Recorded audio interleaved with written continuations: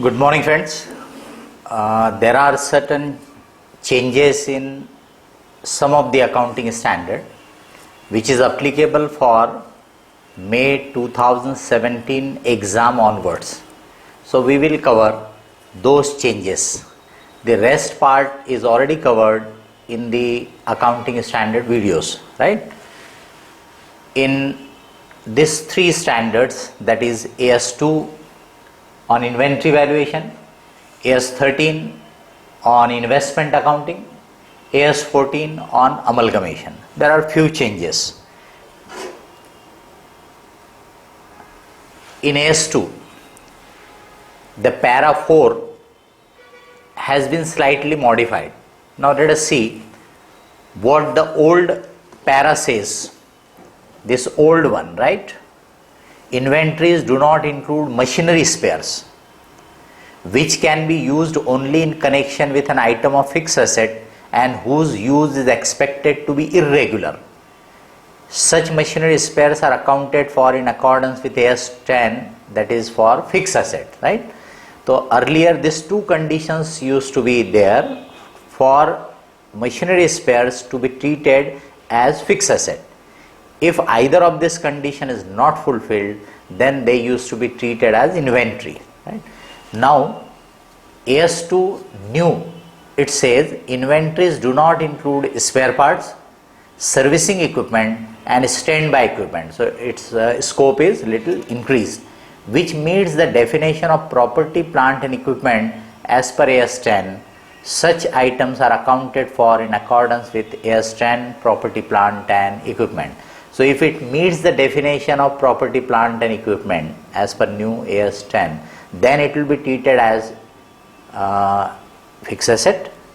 Otherwise it will be treated as inventory to be covered by AS2. Fix asset के या property plant and equipment के definition में क्या है कि which are held for use और for administrative purposes or for renting purposes, right? These are the fixed asset and which are to be used for more than a period of 12 months. Those are treated as property, plant and equipment. Now in the para number 26, the common classification of inventories which is prescribed in AS2, that has been little increased, the scope has been increased. Additionally includes following new AS2 stock in trade in respect of goods acquired for trading. Others, anything new, that also can be disclosed there. Only the small changes. Practically you can say it is not going to affect any of your chapters as such.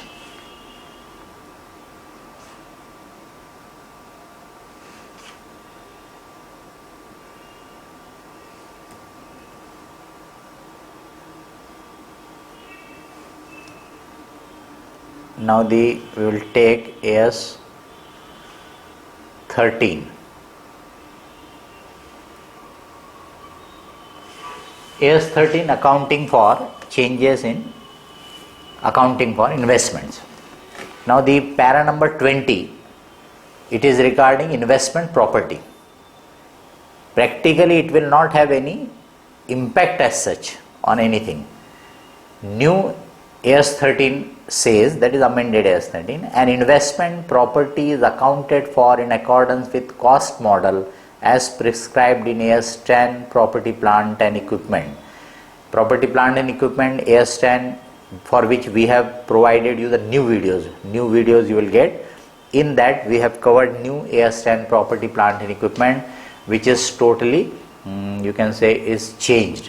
It covers depreciation also. So it replaces your old AS6 and AS10. So that AS10 says कि property, plant and equipment are to be accounted either by cost model or by revaluation model. So for property, plant and equipment, only cost model is allowed, right?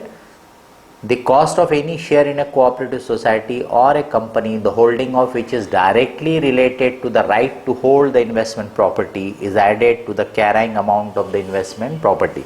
It was there earlier also.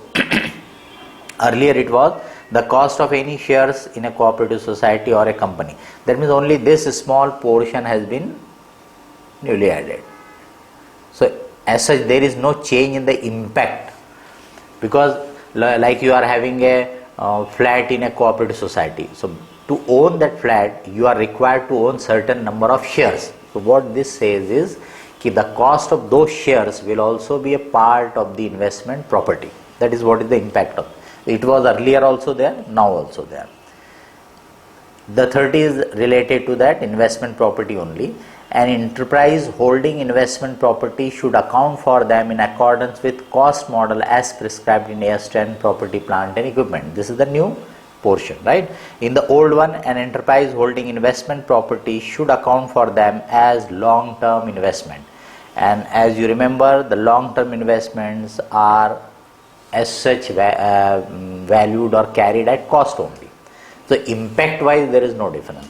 Now it says you should follow cost model, new one, for as per the AS 10, and the old says you treat it as long-term investment. Long-term investment in any case were valued as per at cost. So impact wise there is no change, right, in AS 13. Now in AS 14, again it will not have any impact as such. AS 14 new para 18 and 39 related to statutory reserves, which you remember it is required in case of amalgamation in the nature of purchase, right? So when statutory reserves are recorded in the financial statement of transferee company by a corresponding debit to a suitable account head, example amalgamation adjustment reserve. Earlier they called it amalgamation adjustment account. Now they called it amalgamation adjustment reserve. In fact, amalgamation adjustment account was more suitable. They changed it, which is presented as a separate line item. Because now in the new Schedule 3 as per Companies Act, the format does not have a separate miscellaneous expenditure head, which used to be there earlier. So because of that this is modified. So it has to be shown as a separate line item as per guidance note of ICAI, either in current asset or non-current asset, depending upon whether it is to be amortized in 12 months period or beyond 12 months period, right? What will be your entry? One effect will be in this amalgamation adjustment reserve debit and statutory reserve account credit.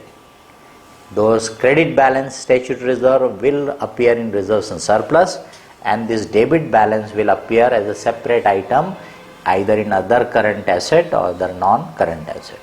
Now the old AS 14, what it says, when statutory reserves are recorded in the financial statement of the transferee company by a corresponding debit to a suitable account head, example amalgamation adjustment account, which is disclosed as a part of miscellaneous expenditure or other similar category in the balance sheet.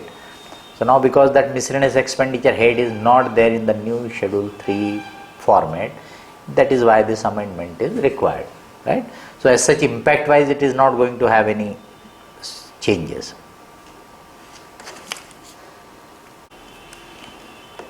Now we will see the changes in AS 4 and AS 29. AS 4, contingencies and event occurring after the balance sheet date. The new AS 4, that is amended AS 4, only few paras have been amended, right?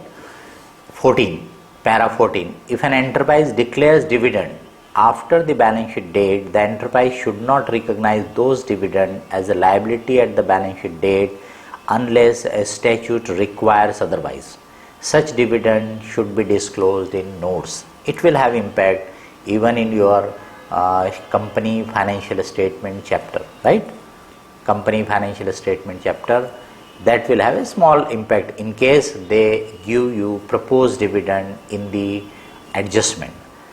In old AS 4, what it was, para 14 used to say dividend is stated to be in respect of the period covered by the financial statement, which are proposed or declared by the enterprise after the balance sheet date but before approval of the financial statement should be adjusted.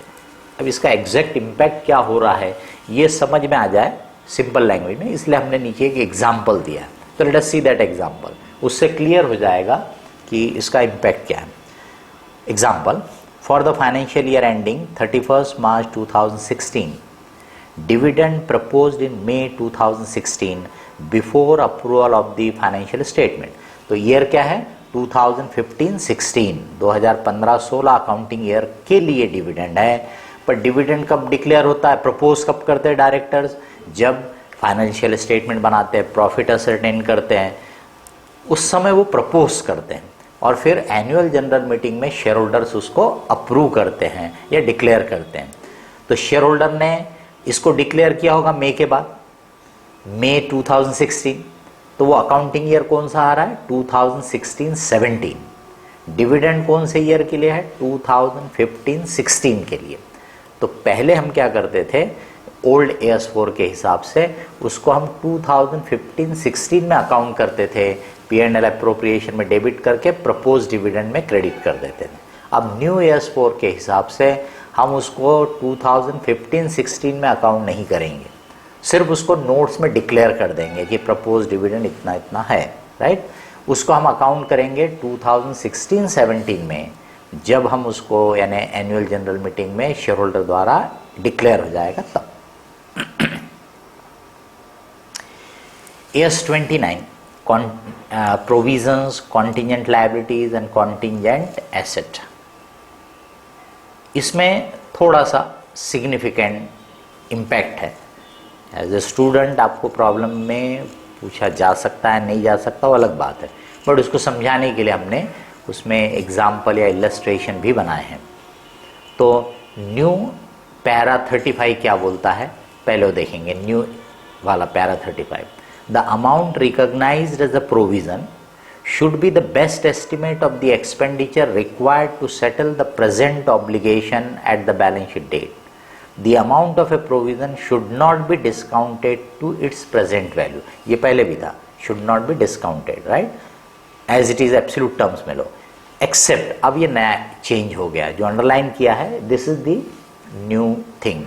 Except in case of decommissioning, restoration and similar liabilities that are recognized as cost of property, plant and equipment. जब आप AS10 का video देखेंगे तो AS10 में जो हम capitalisation करते हैं, तो नॉर्मली हमारा जो कंसेप्ट होता है कि एसेट को रेडी करने तक के लिए जो जो एक्सपेंडिचर नेसेसरीली इनकर किए जाते हैं वो सब कैपिटलाइज करते हैं, दैट मीन्स एसेट की कॉस्ट में ऐड करते हैं।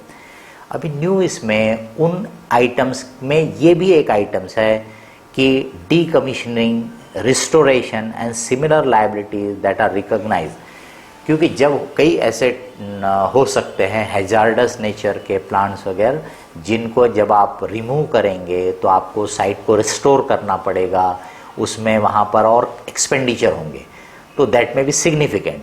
तो ऐसे एक्सपेंडिचर को भी अभी से कैपिटलाइज करेंगे, जबकि वो इनकर कब करने वाले हैं, आप पे कब करेंगे उनको, जब वो एसेट को आप डीकमीशन करेंगे यानी रिमूव करेंगे तब, eight the end of its life. ठीक है, ऐसी लायबिलिटीज को आपको डिस्काउंट करके प्रेजेंट वैल्यू टर्म्स में कॉस्ट ऑफ एसेट में डेबिट करने का है, राइट। तो वो एब्सोल्यूट टर्म्स में मान लीजिए कि आपका एक्सपेंडिचर 10 साल के बाद होने वाला है 10 लाख रुपए, तो आप 10 लाख रुपए आज उसको एसेट की कॉस्ट में नहीं लेंगे, उसकी प्रेजेंट वैल्यू को लेंगे। इस पे हमने आगे इलस्ट्रेशन बना के बताया आपको। द डिस्काउंट रेट, जिस रेट से आपको डिस्काउंट करना है, should be A pre tax, before tax rate that reflects current market assessment of the time value of money and the risk specific to the liability. The discount rate should not reflect risk for which future cash flow estimates have been adjusted. Periodic unwinding of discount should be recognized in the statement of profit and loss. तो आपने वो expenditure forecast करते समय जिन risk को के हिसाब से cash flow का एडजस्ट किया होगा, तो उनका इफेक्ट वापस से डिस्काउंट रेट में नहीं होना चाहिए, वो बोल रहा है। और ये अनवाइंडिंग कैसे होती है वो आपको एग्जाम्पल से दिखाएंगे तो जल्दी क्लियर होगा, समझिएगा। ठीक है, इसका मतलब नया AS29 जो बोलता है कि वो डीकमीशनिंग, रेस्टोरेशन ऑफ साइट और सिमिलर नेचर के जो एक्सपेंडिचर आपको इनकर करना है जब उस एसेट को आप यूज से हटाएंगे, उसको प्रेजेंट वैल्यू टर्म्स में लेंगे, उसको डिस्काउंट करके लेंगे। ऐसा प्रोविज़न पहले के AS 29 में नहीं था, क्योंकि AS 10 में भी पहले ऐसी कॉस्ट को इंक्लूड करने के लिए कोई स्पेसिफिक प्रोविज़न नहीं था। अब देखिए इस पे एग्जाम्पल, इससे आपको क्लियर हो जाएगा कि क्या इसका मतलब है। Suppose provision for such cost is ₹5 lakh to be incurred at the end of 5 year from now. मान लिया कि 5 साल के बाद इस एसेट को डीकमीशन करना है, हटाना है, तो उस समय हमको 5 लाख रुपीज़ का एक्सपेंडिचर लगेगा उसको डीकमीशन करने के लिए, उस साइट को नॉर्मल बनाने के लिए। Discount rate 12% is considered appropriate. Present value factor है 12% फॉर 5 ईयर। ये PV फैक्टर वगैरह सब आपका फाइनेंशियल मैनेजमेंट में पढ़ी हुई चीज़ है, तो इस पर मैं उसको ज़्यादा एलेबरेट नहीं करूँगा, ठीक है। तो 5th ईयर का PV फैक्टर मतलब 0.567427 जो है, ये 5th ईयर के 1 रुपी की आज की वैल्यू है। मतलब 1 rupee at the end of 5th year is equal to 56 paisa approximately today. तो 5 लाख इज इक्वल टू 2,83,713। तो हम एसेट की कॉस्ट में कितना अमाउंट इंक्लूड करेंगे? 283, और उसकी लायबिलिटी क्रिएट कर देंगे, क्योंकि वो एक्सपेंडिचर अभी तो हुआ नहीं है, वो तो आपको करना है eight the end of 5th year. अब ये जो 283 की लायबिलिटी है, इसको आप हर साल इंटरेस्ट ऐड करते जाएंगे 12% के रेट से, उसी को बोलते हैं अनवाइंडिंग ऑफ डिस्काउंट, ठीक है। तो इससे क्या होगा, ये आप हर साल जब 12% उस पर एक्यूमुलेट करते जाओगे तो eight the end of the year it will become 5 lakh. इसका मतलब आज एसेट की कॉस्ट में ऐड होगा 283, और बाकी जो है वो उतने पीरियड तक आपने उस अमाउंट को स्पेंड नहीं किया, इसलिए उसके ऊपर इंटरेस्ट का अमाउंट ऐड होते जा रहा है, ठीक है। वो लायबिलिटी आपकी एक तरह से जैसा समझ लीजिए कि जैसे लोन है जिसको आप 5th ईयर के एंड में रिपे कर रहे हैं, तो उसका इंटरेस्ट उस पर ऐड होते जा रहा है। फाइनेंस चार्जेस और इंटरेस्ट कॉस्ट, ये पहली एंट्री भी देख लीजिए। Plant and machinery debit, provision for decommissioning liability credit, ठीक है। फिर finance charges at the end of the first year, finance charges या इंटरेस्ट बोलिए, debit to provision for decommissioning liability, liability बढ़ते जाएगी, ठीक है।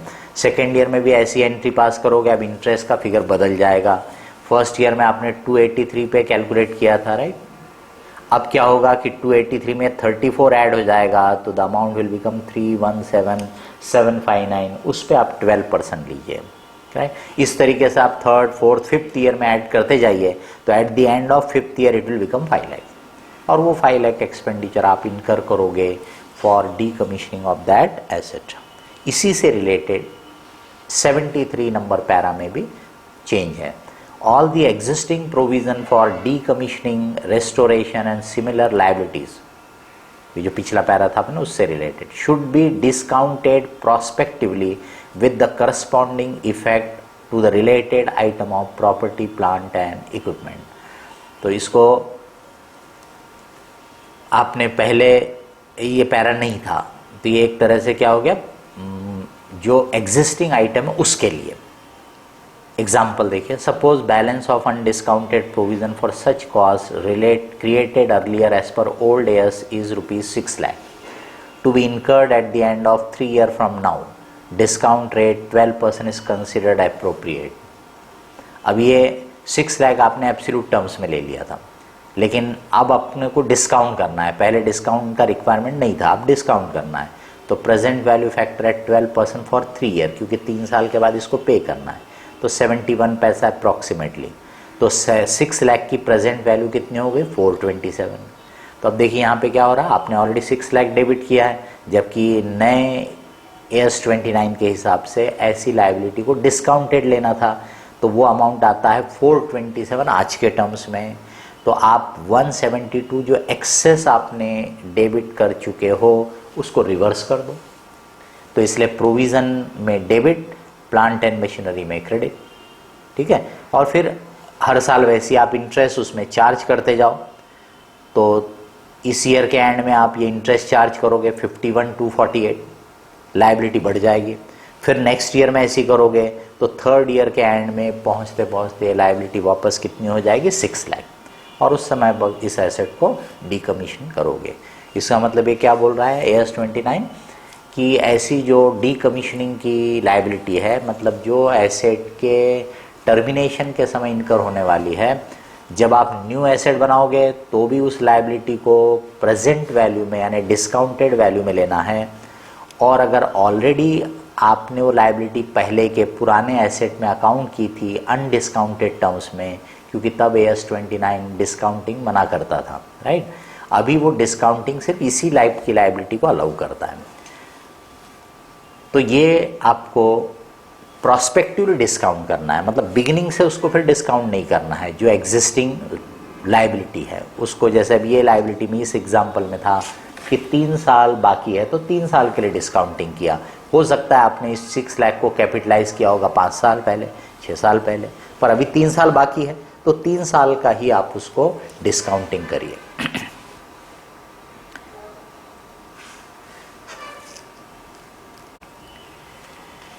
AS21 में भी थोड़ा सा चेंज है।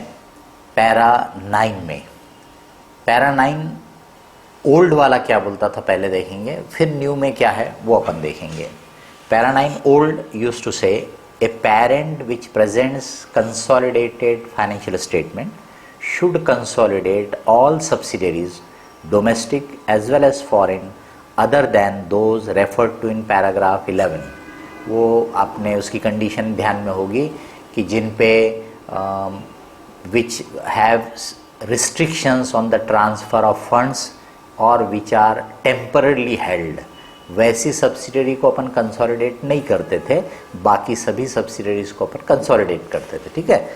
अब ये न्यू पैरा 9 क्या बोलता है, a parent which present consolidated financial statement should consolidate all subsidiaries domestic as well as foreign other than those referred to in paragraph 11। यहाँ तक तो सेम है। Where an enterprise does not have a subsidiary but has an associate and or a joint venture, such an enterprise should also prepare consolidated financial statement in accordance with AS23 accounting for associates in consolidated financial statement and AS27 financial reporting of interest in joint venture respectively। मतलब क्या हुआ कि पहले ऐसा था कि for consolidation there has to be at least one subsidiary company। Now even if there is no subsidiary company, but if you have an associate company or if you have a joint venture, then also consolidated financial statement will have to be prepared। तो ये थोड़ा सा एक change हो गया है। Remark, the effect of above addition in para 9 is that the consolidated financial statement is required to be prepared even by an enterprise which does not have a subsidiary but has either an associate and or joint venture। इसमें आप फिर AS23 आपने पढ़ा हुआ है, equity method से आप उसको कंसोलिडेट करते हैं एसोसिएट को, या AS27 में आप जॉइंट वेंचर को प्रोपोर्शनेट कंसोलिडेशन मेथड से कंसोलिडेट करेंगे। तो this is a new addition in you can say your consolidation chapter also. Holding company account का जो चैप्टर है उसमें भी ये चीज़ आपको ज़रूरत पड़ सकती है कि पहले हम बोलते थे कंसोलिडेशन के लिए there must be a subsidiary. Now even if there is no subsidiary, consolidation will be required if there is an associate or if there is a joint venture।